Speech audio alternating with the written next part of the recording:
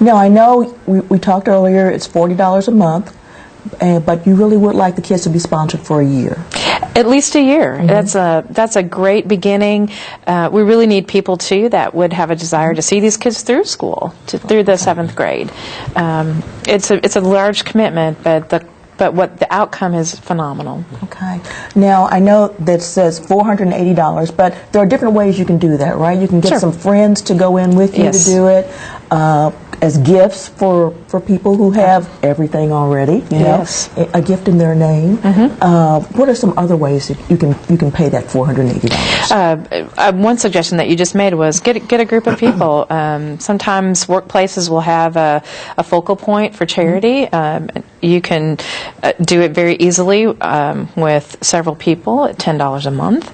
That's pretty easy to do. That's less than a Coke a day. You know, it's reasonable.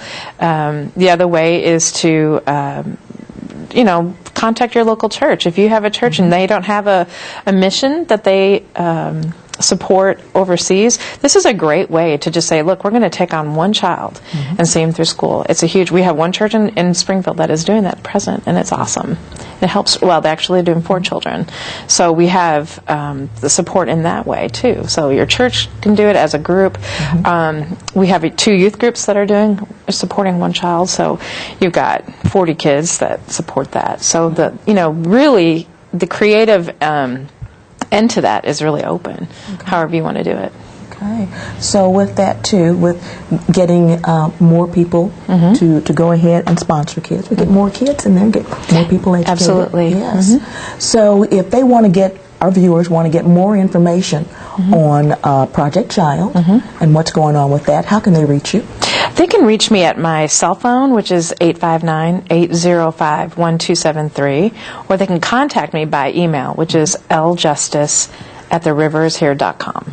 Okay, and I know you have lots and lots of pictures. Yeah, well, some of the visits you've made to Lakamba, and I know that people have been watching River of Life Church on Channel 6 here. They've been able to see some of those photos. But if you want a closer view and maybe even talk to some of the people that are here this evening, you can give a call again to the church. Do you have the number there where they can call? 859-336-7604. And we don't want to forget to Troy Shelton is the minister there at River of Life Church, and with him and the rest of the church, we've made this all possible. Absolutely. All right then. Did we forget anything? Dr. Johnny has a kind of a great story about a lady who received a donkey. I think that's a kind of a premier point of our trip. Yeah, the donkey lady. We were in one of these huts. And when I say hut, it's literally what it is.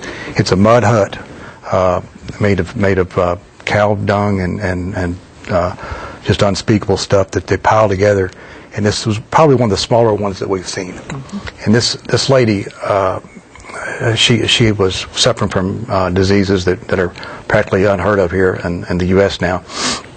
But she was reinfected and kept getting reinfected by the same process. And this lady had been praying for about 12 years for a donkey. That's all the woman wanted. And she wanted a donkey. I mean, we don't even think about it, but she wanted a donkey so that she could take her goods to the market, take her lettuce and her carrots and celery just to market, because she was shunned from her family because the females, once they're not married anymore, they generally don't have any worth. So her mother shunned her from her little commune there. So she was pushed out in this little hut, and all she wanted was a donkey. So we didn't know what a donkey cost or what it was, but we decided to come together and buy the girl a donkey. And fortunately, the donkey was only $90, and I happened to have a $100 bill in my hand, so we went on and made the purchase, and it was very inspirational. Now, Dr. Abby and I stayed back. We were still working in the dental clinic at that time, so we didn't see the gift that was given to the presentation, but it was pretty amazing. Saw the pictures, but it was neat. So it was very moving. Yeah. And one more question I'm going to ask you about the school and the kids. I know a lot of times our kids take a lot for granted when going to school and things like that. Do you have a lot of problems with truancy? Not in the way we have problems with truancy.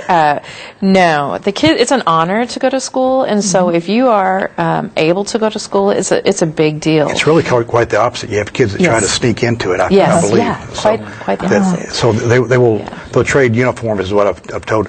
All the kids wear a green uniform, very very nice uniform.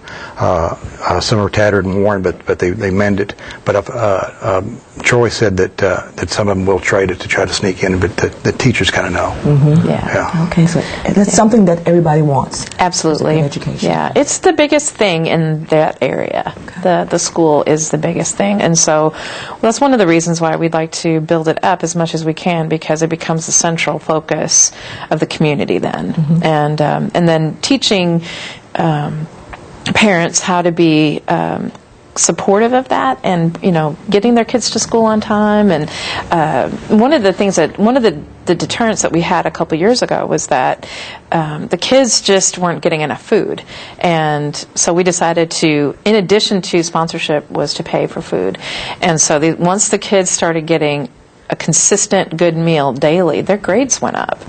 And so that was a huge improvement for them, which is one of the reasons why we got extra kids in there, because I thought, they get their lunch, So it's a lot freer in some ways, but it's a very good problem to have, having too many kids. And it's vital, because what we found is that because there is a lot of drought, that there's a lot of work to do in the farm, and so kids. Moms and dads would say, no, you're staying home and you're going to have to work and you're going to have to do this. But when the parents found out that the kids are going to get at least one meal that day, then it was easier for the parents to say, okay, go ahead and go to school, because they know their kid's going to get fed that day. And that was a real turning point for us to discover that, and to help the family in general to be able to pull this off for the community. It's pretty amazing what these kids are learning. By the time they reach the 4th grade, they have to speak English. So it forces them, it's a compulsion that they have to speak it. So you see a lot of them that are stuck in the 3rd grade, and I thought, why are all these 3rd graders? That's because they haven't passed. Whereas, as we all know here in the United States, we kind of push people along. The old "no child left behind," but we know some people do. But here you cannot make the 4th grade unless you can speak English. Wow. And it's important that we invest in a village, invest in a community of people. And, our hope is that one day that from this school, that we're going to raise leaders within that community that aren't just going to stay in that community, but to go to the other communities that have a solid education, who know who the Lord is, and then they can begin to just change the government, whatever place that they end up being planted in their own country, that they can become that influence, that we desire for them to be. Okay.